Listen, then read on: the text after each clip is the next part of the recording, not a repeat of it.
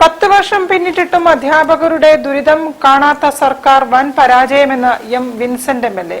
Kerala aided teachers association DGE ഓഫീസിന് മുന്നിൽ നടത്തിയ ധർണ ഉദ്ഘാടനം ചെയ്യുകയായിരുന്നു MLA.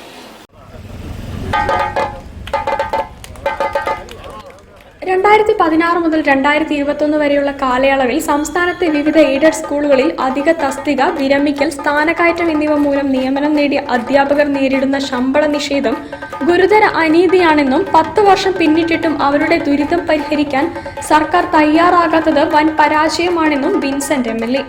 Kerala aided teachers association ആഭിമുഖ്യത്തിൽ തിരുവനന്തപുരത്ത് ഡിജിഇ ഓഫീസിന് മുന്നിൽ സംഘടിപ്പിച്ച ധർണ ഉദ്ഘാടനം ചെയ്ത് സംസാരിക്കുകയായിരുന്നു അദ്ദേഹം. 2016-2021 കാലയളവിൽ നിയമിതരായ അധ്യാപകർക്ക് നിയമന തീയതി മുതൽ സേവന കാലയളവ് പരിഗണിച്ച് സർക്കാർ നാഷണൽ നിയമനാംഗീകാരം നൽകിയെങ്കിലും ആ കാലയളവിൽ ജോലി ചെയ്തതിന് ശമ്പളവും മറ്റ് സാമ്പത്തിക ആനുകൂല്യങ്ങളും അനുവദിക്കാത്തത് ആയിരക്കണക്കിന് അധ്യാപകരെ ദുരിതത്തിലാക്കിയതായി അദ്ദേഹം പറഞ്ഞു.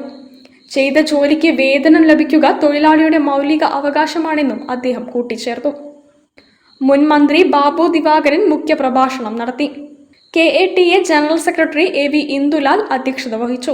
Vattappara Anil, M Thameemuddeen, Rasheed Madani, AA Kabeer, Shajeer Khan Vayyanam, Abdul Rasheed KT, Ahammed Ameen Chunoor, B Sreeprakash, Rajendran Nair, Nikhil K, Rasheed Kunnath, Asha Francis, Murshida Malappuram, Sheeja Kottayam എന്നിവർ സംസാരിച്ചു.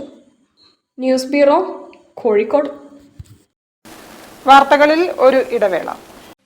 ക്യാൻസറിനെതിരെ പൊരുതാനായി കാലിക്കറ്റ് സിറ്റി സർവീസ് സഹകരണ ബാങ്കും MVR ക്യാൻസർ സെന്ററും സംയുക്തമായി അവതരിപ്പിക്കുന്ന ക്യാൻസർ ചികിത്സാ സഹായ പദ്ധതിയാണ് മാസ് കെയർ.